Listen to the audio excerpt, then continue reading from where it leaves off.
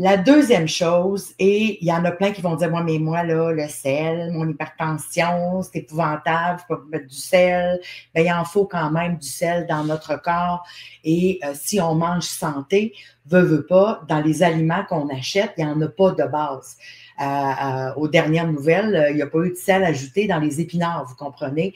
Donc, c'est hyper important que de penser que le sel ne sert pas juste à saler.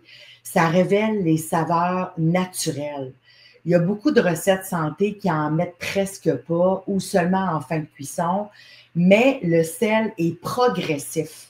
Donc, en ayant du sel qui est progressif dans notre alimentation, dans notre plat, bien entendu, ça fait ressortir les arômes et il y a un moment qu'on doit ajouter le sel dans nos plats, puis on va parler de ça un peu plus tard, bien entendu, parce que là, je ne peux pas tout vous dire en partant, c'est sûr et certain.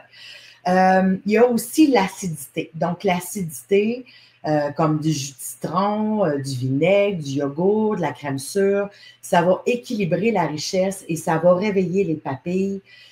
Sans l'acidité, un plat peut nous sembler un peu lourd, donc c'est moins intéressant.